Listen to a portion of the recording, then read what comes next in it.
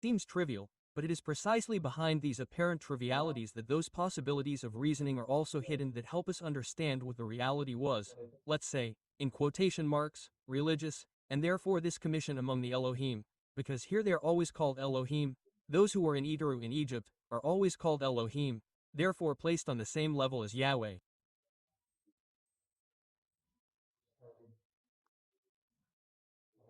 So this commission among the various Elohim who governed the various territories and whom the people were forced to follow when they went to the various territories.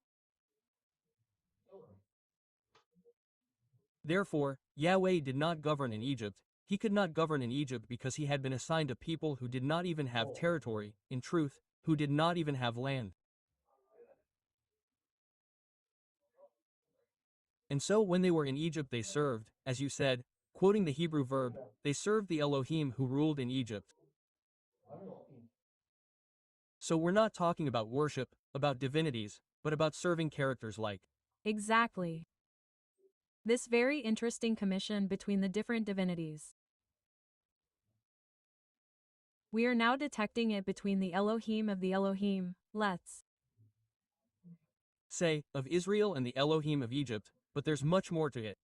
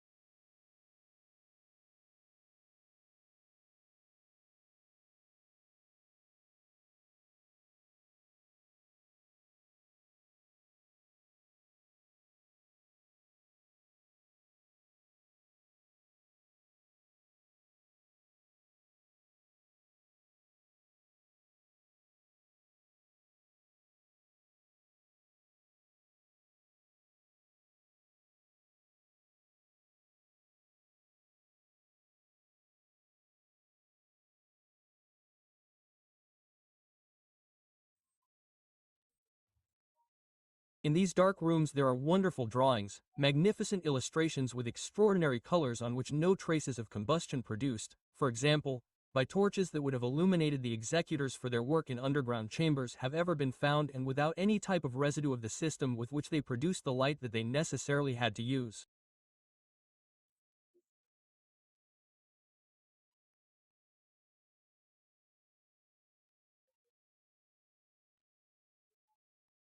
Audio article, Mesopotamian government. Ancient Mesopotamian government was based on the understanding that human beings were created to help and serve the gods. The high priest, king, assembly of elders, governors, and any other officials were recognized as stewards chosen by the gods to care for the people in the same way a father was expected to care for his family. The family in ancient Mesopotamia, in fact, was the model for Mesopotamian government, as the king and priest were understood as the head of a household who were responsible for the extended family of the people of the city-state, kingdom, or empire. In the Uruk period, 4100 to 2900 BCE, the high priest was in charge of both religious and civic affairs, but this changed in the early dynastic period, 2900 to 2334 BCE, when kingship was established. Kingship developed in Sumer from the concept of the Lugal, strong man, the head of a clan, who had been elevated to that position through effective leadership and military skills. The Sumerian king list, circa 2100 BCE, gives the first monarch after the flood as Nibrajisi, reigned circa 2700 BCE, of Kish, whose historicity is attested by archaeological evidence, but it also gives the names of legendary kings who ruled from Eridu before the Great Flood, circa 2900 BCE. With the rise of a king, a division of responsibility was established between the throne and the temple. The king dealt with the administration of civic affairs, and the high priest or priestess with the concerns of the temple. Both king and clergy, however, were understood as serving the will of the primary gods of the state, and so were the officials under them, eventually including Prime Minister, Judiciary Assembly, Assembly of Elders, Governors, Temple Priests, General of the Army, Palace Chamberlain, Palace Chief of Staff, Royal Cup Bearer, Tax Collector, Palace, Temple, and administrative scribe support staff. For all of the above, the details of the government in operation changed with the rise and fall of successive powers: Sumerian, Akkadian, Babylonian, Kassite, Hittite, Assyrian, and so on, but the original paradigm of government as established by and serving the will of the gods remained the same. As with many of the innovations, inventions, and firsts of ancient Mesopotamia, the concept of government began in Sumer. Sumerian government. The Sumerian king list begins with the line, after the kingship descended from heaven, the kingship was in Eridu. Eridu was regarded by the Sumerians as the oldest city in the world, established by the god of wisdom Enki, and the site from which order was established. After the Great Flood, thought by modern-day scholars to be a local event involving the rivers around the city of Shuruppak, kingship moved to Kish. Precisely when kingship was established, however, is impossible to determine. As scholar Stephen Berkman notes, there is no doubt that Interessante. Il libro dei Giubilei dice che dopo il diluvio l'età dell'uomo ha cominciato a diminuire e dice che gli uomini dopo cominciarono a essere danneggiati dalle malattie e dalla cattiveria con cui vivevano. E il processo degenerativo continuerà finché non sorgerà una generazione nuova, cioè un gruppo nuovo che sarebbe quello a cui apparteneva l'autore o gli autori, cioè gli Esseni, che invece si rifacevano alla tradizione pura. Però questo anche va in contrasto con quanto detto ad esempio in un Midrash, dove sono raccolti alcuni concetti interessanti proprio in relazione a questa degenerazione che avrebbe interessato l'umanità, ma che in un certo qual modo avrebbe preservato quella che doveva essere la stirpe pura, quella che derivava dalla volontà di Dio, dalla unione di Dio, che si era creato un popolo a parte, un popolo riservato a se stesso, quello che sarebbe poi divenuto il popolo di Israele. Sentite cosa dice il Midrash Bereshit Rabbah, e che corrisponderebbe esattamente a quello che c'è scritto qui, cioè Yahweh aveva molti popoli, ma ne ha scelto uno perché fosse il suo popolo sacerdotale, cioè il popolo che doveva riferirsi esclusivamente a lui, e questa richiesta è fatta esclusivamente ad Israele, che doveva occuparsi delle esigenze di Yahweh.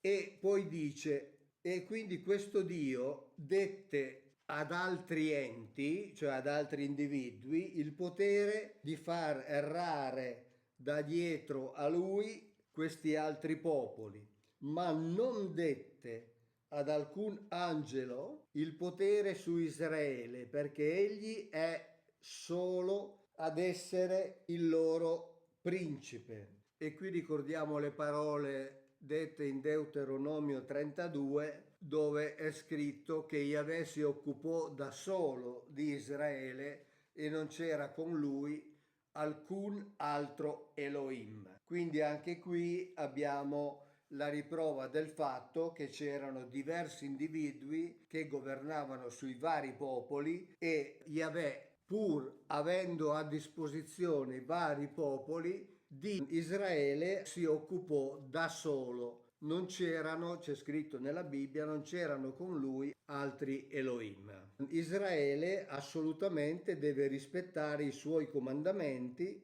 quindi essi, cioè gli israeliti, siano suoi ed egli sia loro da oggi nei secoli. E poi in altre parti dice che lui the cataclysm, and great clouds of light will descend, and other clouds of light will come down upon them from the great eons.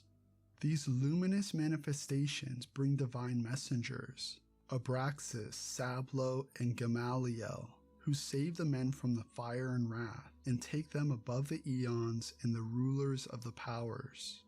These three entities represent divine powers that transcend the material cosmos and its rulers. Their purpose is to elevate the enlightened beyond the dissolving material realm.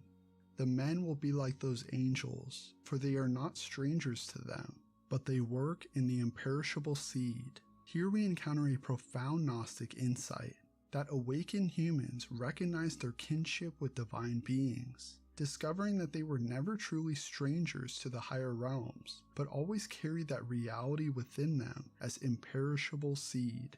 The eschatology presented here differs profoundly from mainstream apocalyptic traditions. The end is not characterized primarily by judgment and punishment, but by revelation and liberation.